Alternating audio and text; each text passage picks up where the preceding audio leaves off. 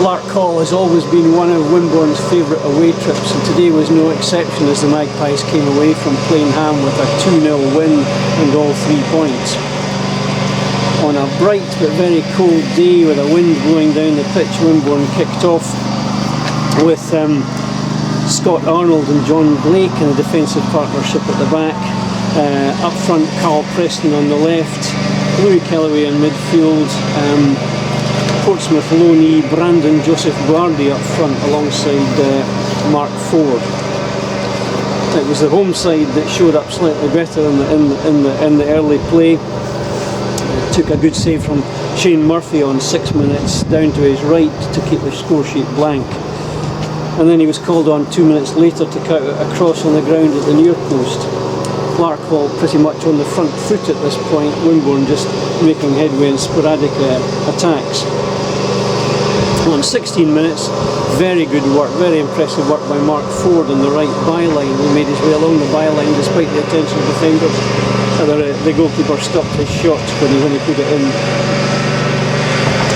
17 minutes, a controversial incident, a corner on the right to Wimborne, a big in-swinger with the wind, and it was cleared at the far post, and it's shouts for handball, which most of us seem to think it was, but the referee remained unmoved and waved play on. In 20 minutes, good play from Brandon Joseph Bardi on the right, leads to a free kick, a good ball in from Carl Preston, and Blakey was there at the far post to head the ball over. The half chances though at this point were largely falling to Larkhall, and I noticed they were very dominant in the air, apart from of course in defence where John Blake was winning everything as always. A long throw on the half-hour mark led to a corner for Wimborne, which came to nothing. But Wimborne were starting to play a bit better now, and on 34 minutes a lovely passage of play led to a free kick 40 yards out in the central location. Billy Maybury took it, but again it came to nothing. But encouraging signs for Wimborne. Half-time came, still Larkhall Athletic 0, Wimborne Town 0. And Wimborne kicked off in the second half, playing slightly against the wind now. And survived a scare on 50 minutes when a header from a Larkhall forward went just past Shane Murphy's right hand post. In 55 minutes that highlight the game so far, Carl Preston breaking the corner flag in an attempt to take a corner kick, and the game was held up for a couple of minutes while the home groundsman found a replacement. Noticeable that Carl didn't take any more corners for the rest of the game. But in 63 minutes Wimborne took the lead. And a nice calmly taken goal it was, and it was Brandon Joseph Bardi who found himself in space, and he very calmly stroked the ball past the Larkhall keeper. 1-0 for the Magpies.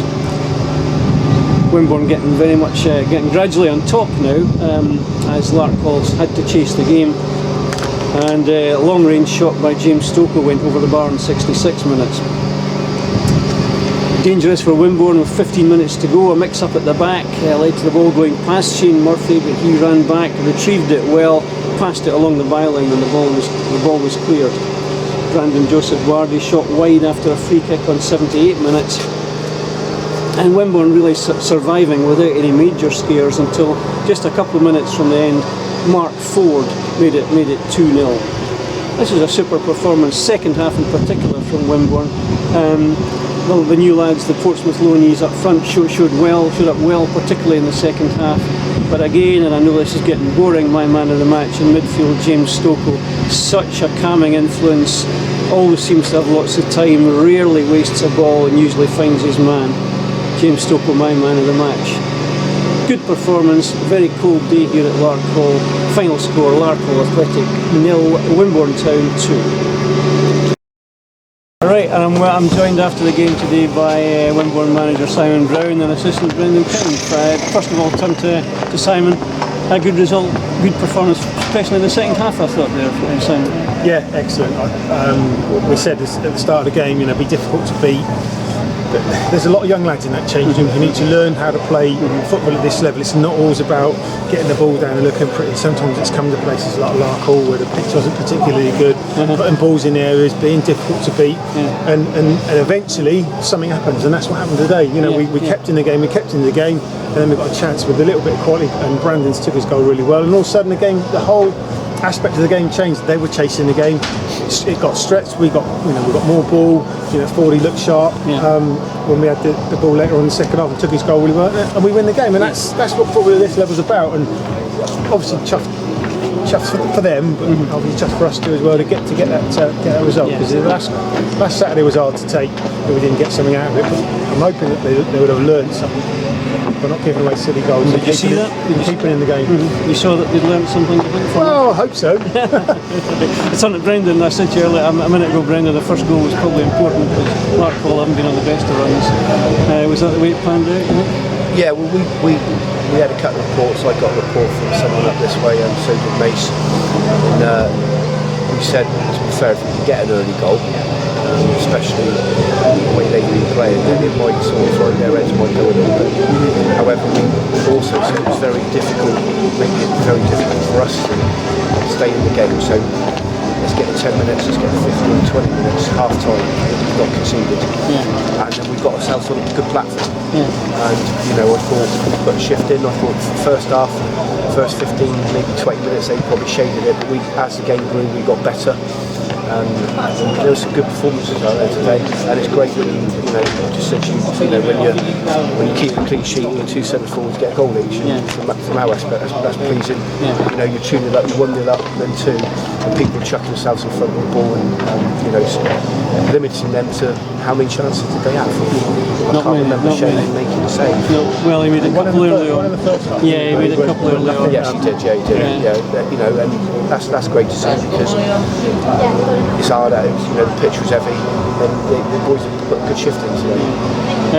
Carl Preston in the second half came off second best with a tussle with a corner flag. A good tackle by the flag there. I noticed he didn't take any more corners up.